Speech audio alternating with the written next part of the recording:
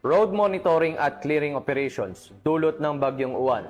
Ipinamalas ng Hingyon, Kiangan, Kapangan at Bakun PNP. Police Master Sergeant Lene Valerio, ibalita mo.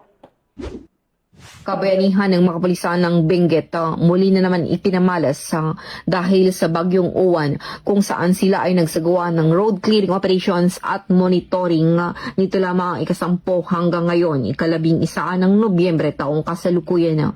Sa itugon, nilinis ng mga pulis ang mga natumbang sanga ng puno, bato at iba pang sagabal sa kalsada na dulot ng nasabing bagyo sa iba't ibang barangay upang matiyak ang ligtas na pagdaan ng mga motorista. Sa Kapangan, nagsagawa ng palilinis ng mga tauhan ng Kapangan MPS kasama ang Kapangan Municipal Disaster Risk Reduction at Management Office sa Barangay Gatakan at Barangay Central. Sa pagtutulungan, inalis ng pangkat ng isang natumbang puno at iba pang mga kalat sa Governor Badodongwa National Road at nagkipag-ugnayan sa mga tauhan ng Beneco upang linisin ang mga natumbang kawayan na nakaharang sa kalsada at nakaapekto sa isang poste ng kuryente. Samantala, nagsagawa din ng clearing operation ang mga tauhan mula sa Police Station 7 at City Mobile Force Company ng Baguio City Police Office sa Upper Bonifacio Street, Baguio City.